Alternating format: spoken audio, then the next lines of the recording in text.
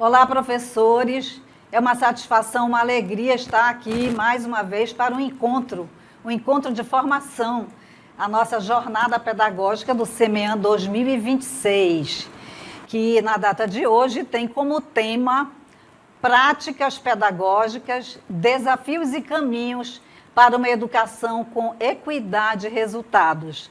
Nós queremos que nesta data, nesse momento, nós possamos aproveitar tudo que a nossa ilustre palestrante está trazendo para nós, especialmente para quem trabalha com a educação de jovens e adultos. Professora Joyce Malena, eu vou pedir aqui a bio dela.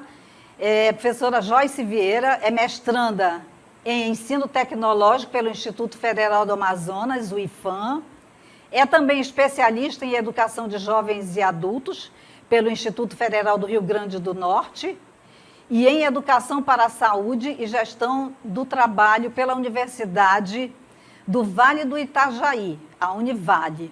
Possui graduação em Licenciatura em Geografia pela Universidade Federal do Amazonas. Eu tenho certeza que será um encontro valioso, porque a professora Joyce traz muita experiência da educação de jovens e adultos. Ela também atuou na Secretaria de Educação, como professora do ensino fundamental e médio, e posteriormente desenvolveu carreira na educação profissional e tecnológica no Centro de Educação Tecnológica do Amazonas, o CETAM, onde desempenhou várias funções, dentre elas de coordenação pedagógica, gestão de projeto e formação de professores. Desde 2019, a professora Joyce integra a equipe de formadores do Centro de Formação Profissional Padre José de Anchieta, o CEPAM, contribuindo para projetos voltados à formação docente. Atualmente, compõe a coordenação de produção técnica e científica do CEPAM e é membro do comitê editorial da revista Diálogos Formativos.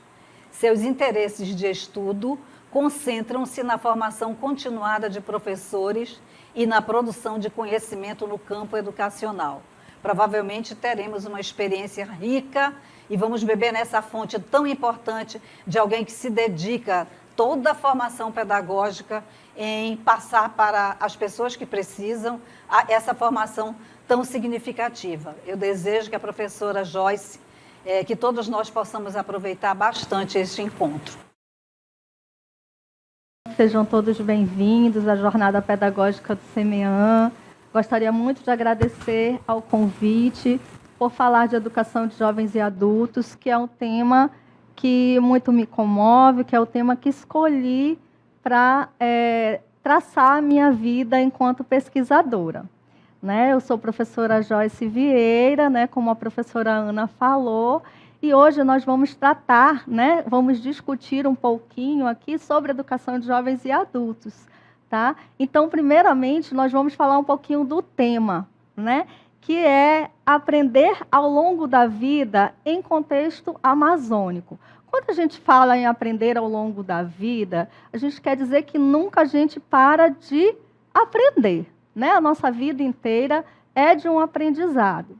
Quando a gente fala em contexto amazônico, a gente entende que o nosso estado, que a nossa Amazônia, é um lugar, uma territorialidade plural, que traz muitas especificidades. Então, quando você fala que um sujeito ele vai aprender ao longo da vida dentro do contexto amazônico, há uma riqueza muito grande aí. Quando se fala, então, em educação de jovens e adultos, a gente precisa ter alguns cuidados. Então, passando adiante a nossa apresentação, nós vamos falar um pouquinho sobre o histórico da educação de jovens e adultos.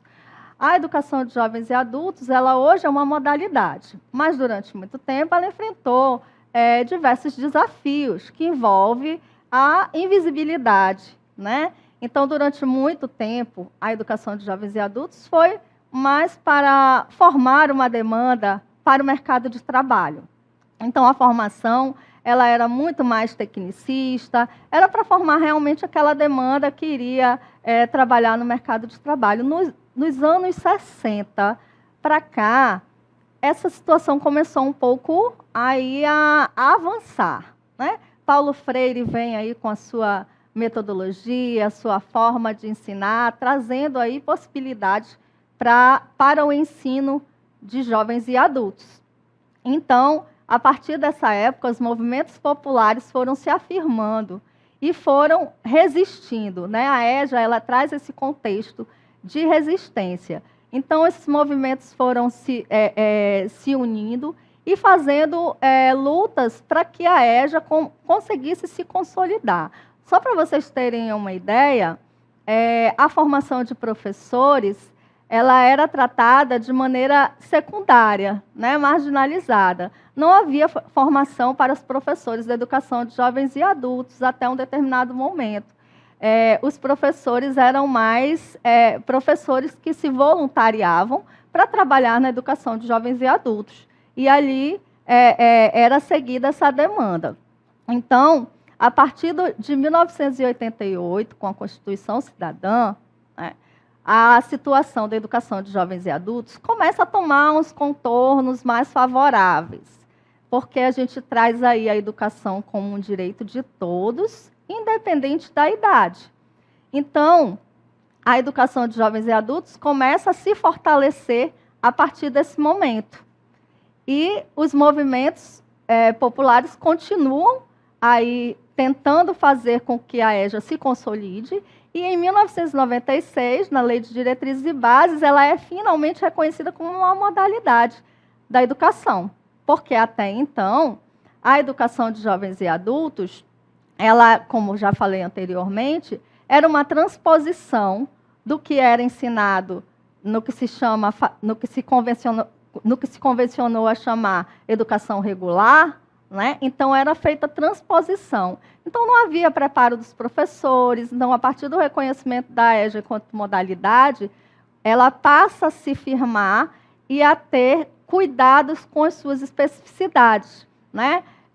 Na formação dos professores, nas metodologias que devem ser utilizadas, no material didático que precisa ser pensado para as especificidades dos jovens e dos adultos. Então, ela, com esse reconhecimento, ela se firma mais ainda, mas isso é uma caminhada que nós estamos seguindo. Por força, né, desse reconhecimento da educação de jovens e adultos como uma modalidade, as leis de diretrizes e bases, as diretrizes curriculares nacionais para a educação de jovens e adultos foram estabelecidas no parecer 11 de 2000. Então, esse parecer, por que ele é tão importante? Por que é tão importante os professores da educação de jovens e adultos conhecê-los? Porque ele traz aí as funções da educação de jovens e adultos. Então, vocês, professores, né, presenciais, professores ministrantes, é importante que vocês conheçam e saibam quais são as funções da educação de jovens e adultos, né? Que vocês se aprofundem nisso, que são a reparadora, né? Que é reparar esse direito que foi negado durante muito tempo aos estudantes da educação de jovens e adultos, né? Arroyo diz em seu livro Os Passageiros da Noite que os sujeitos da EJA, os estudantes da EJA, são sujeitos de direitos negados, porque durante muito tempo eles não tiveram acesso a essa escolaridade. Então, uma das funções da EJA é justamente trazer esse acesso.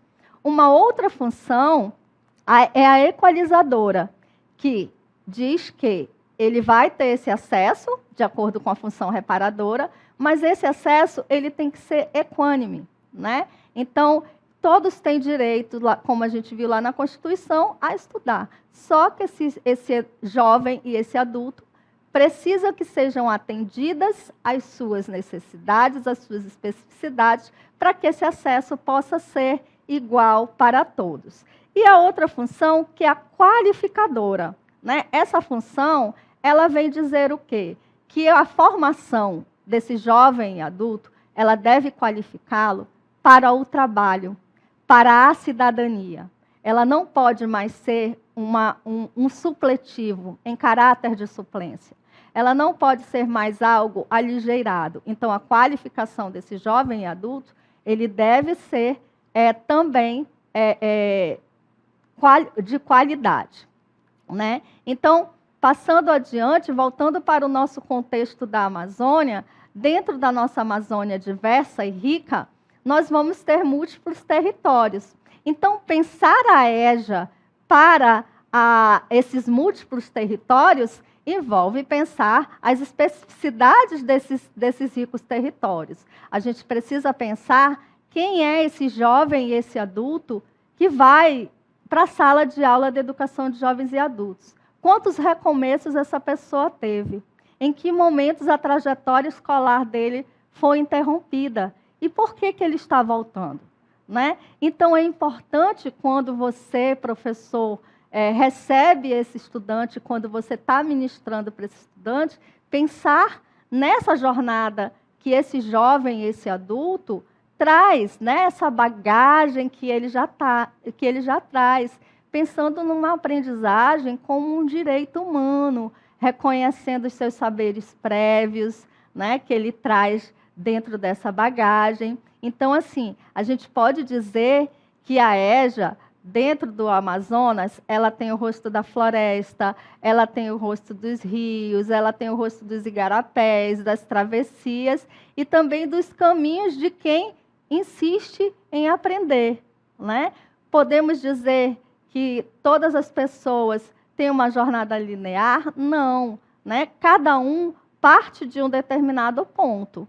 Então, esses jovens e adultos, eles precisam ter atendida essa necessidade dele, desse reconhecimento de seus saberes, ok?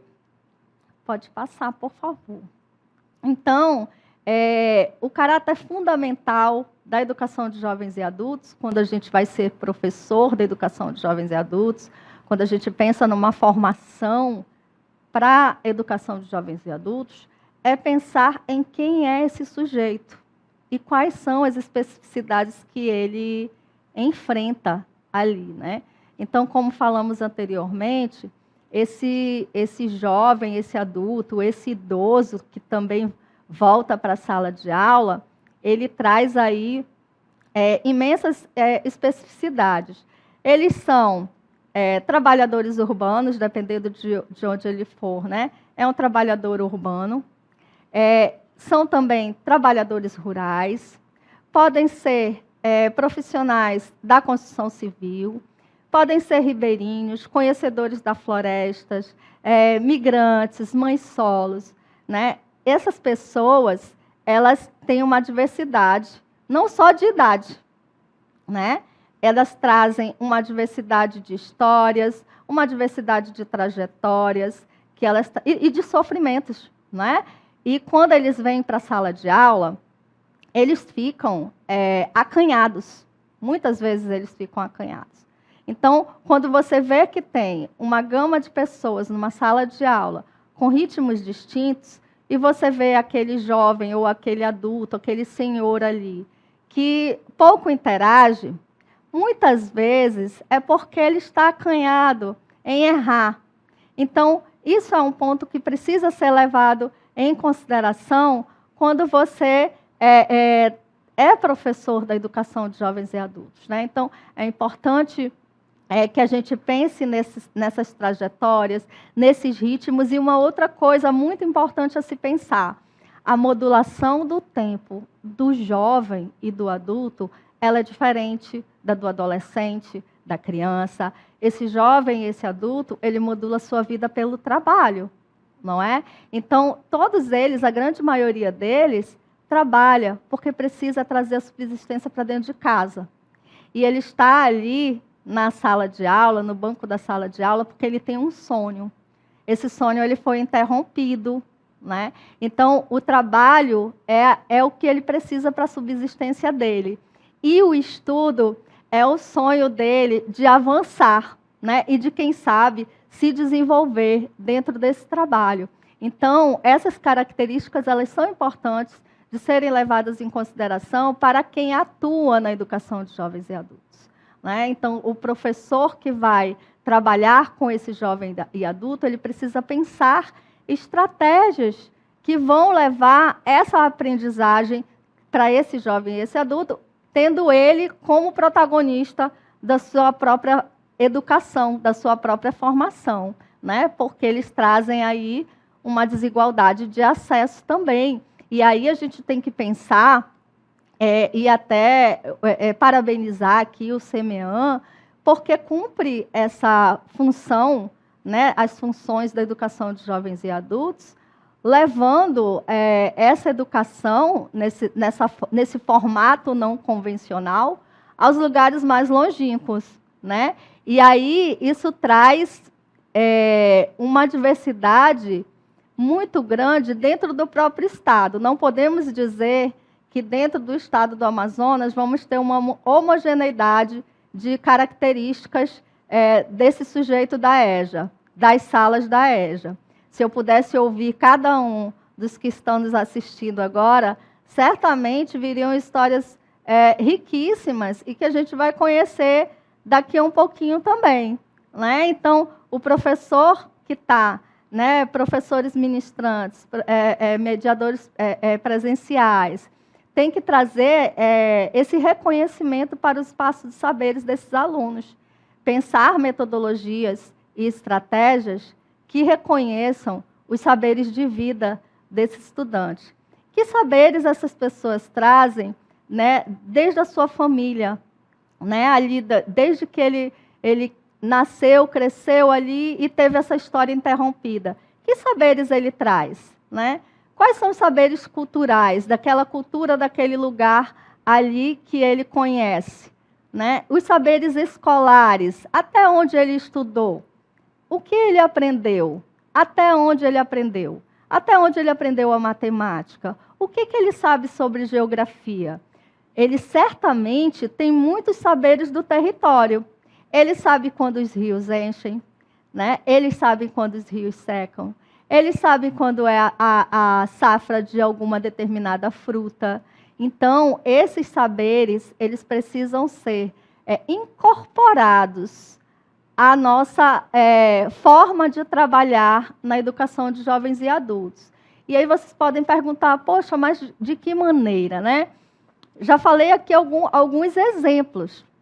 Por exemplo, eles certamente têm muita noção de geografia, porque eles sabem o período das chuvas, eles sabem quando o clima vai mudar, né? Quando o tempo, a temperatura vai mudar. Então, eles trazem esses saberes. Da matemática, eles têm noção de peso, eles têm noção de medida. E como que eu posso, dentro da minha aula, montar uma estratégia que possa aproveitar esses saberes que essas pessoas trazem. E aí vem, educador, o papel de vocês, né? Como mediação, como mediadores. Não apenas nesse formato não convencional do ensino mediado, mas na literatura a gente já é orientado para que os professores sejam mediadores da aprendizagem na educação de jovens e adultos, para que eles possam ser os sujeitos de sua formação. Então, a orientação ao professor, ao educador de jovens e adultos, independente do formato em que ele esteja trabalhando, é que busque dar o protagonismo a esse estudante, né? De que maneira? Aproveitando seus saberes, trazendo estratégias que possam aproveitar esses saberes, compreendendo como que eles aprendem. Algumas pessoas, né, nós mesmos, nós aprendemos de maneiras diversas.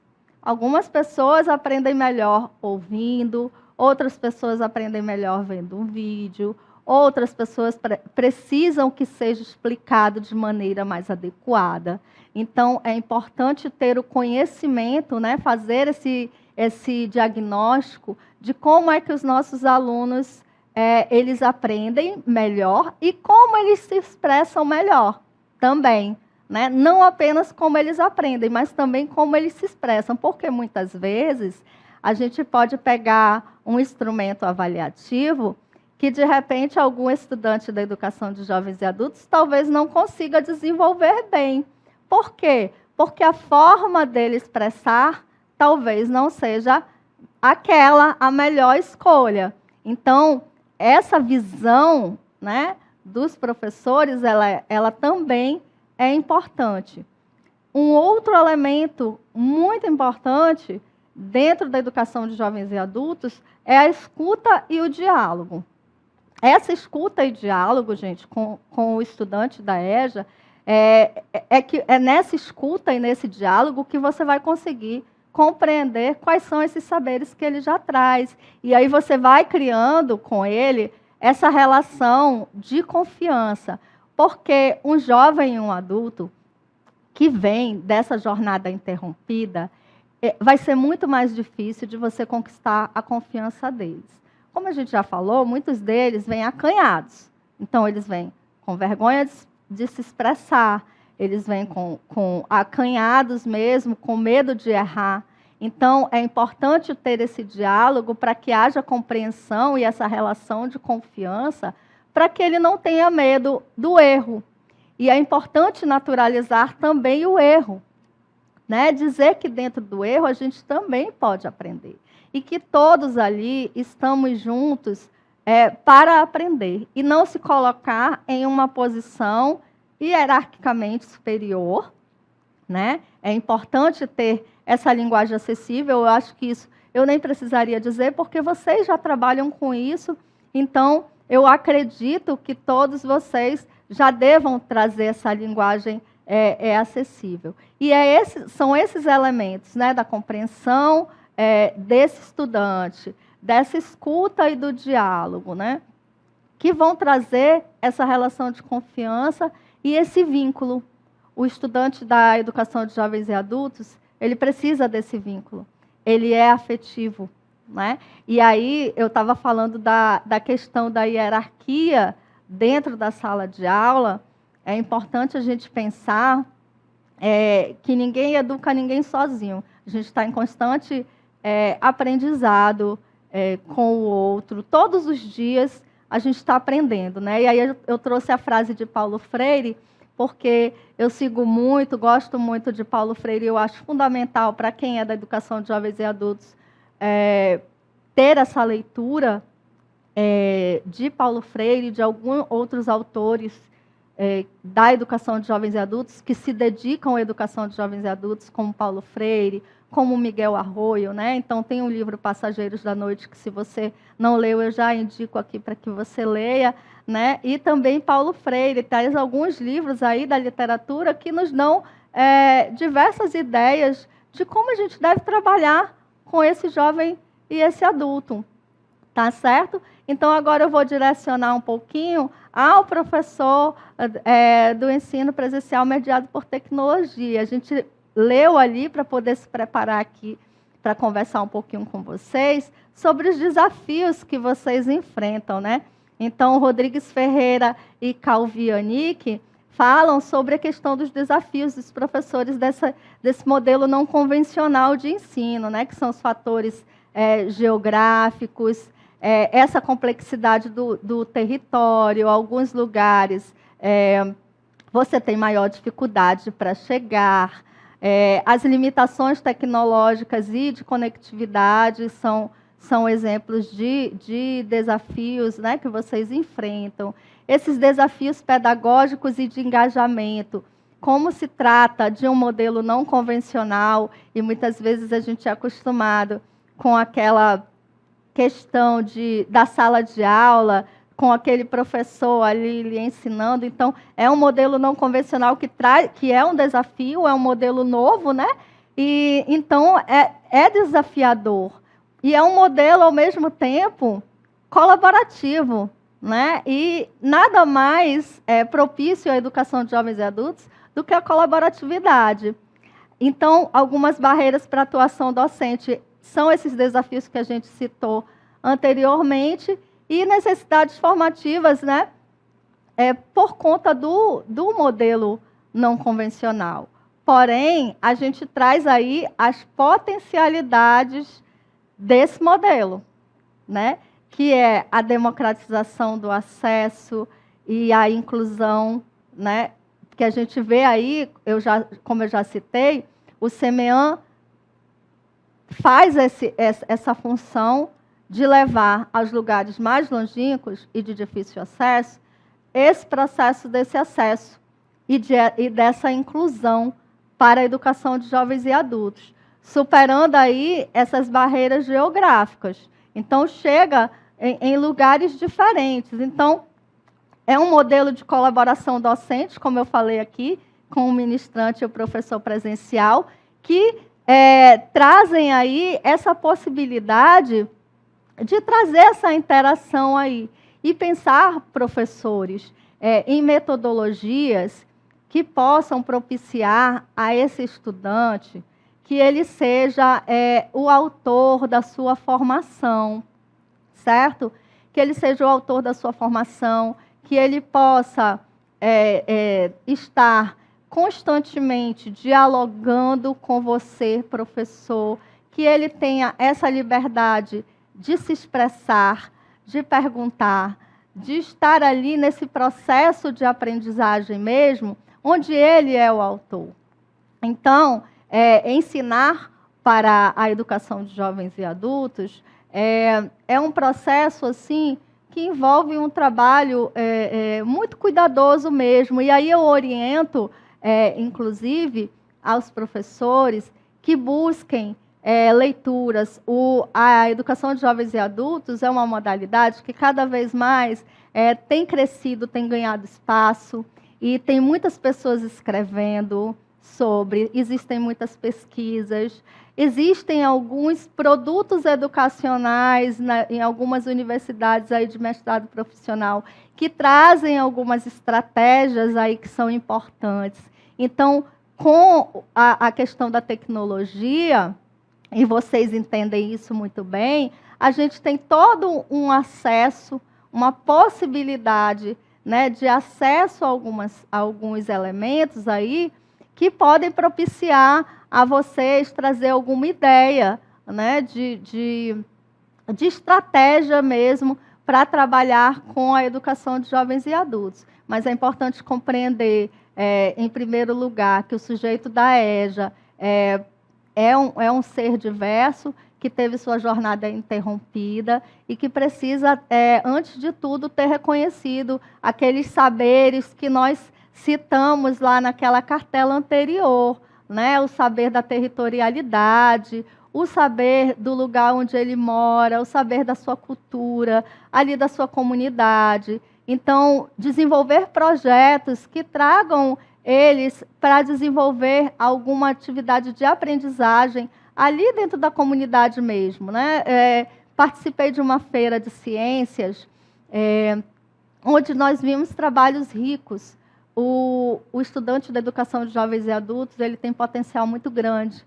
E ele tem também veia artística, né? Então, a gente pode explorar os múltiplos saberes deles, que às vezes a gente está ali levando pelo senso comum e muitas vezes a gente não abarca.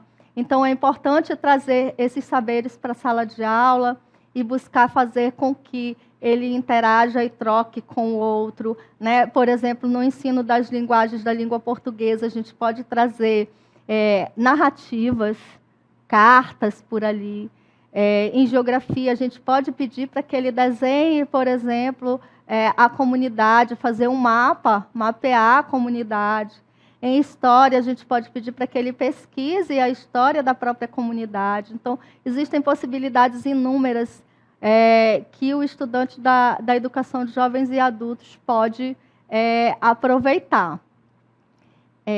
Pode passar. Por fim, eu gostaria agora de conhecer, saber um pouquinho de vocês. Não precisa apenas responder essa questão, mas eu gostaria muito de saber de vocês como vocês trabalham, que colocassem algum comentário. Podem fazer perguntas que não necessariamente seja essa que está aí, né? E eu gostaria de saber se você já utiliza alguma estratégia ou, com a gente conversando aqui nesse momento, você acha que tem alguma estratégia que você poderia utilizar com os saberes, aproveitando os saberes e experiências do estudante da educação de jovens e adultos.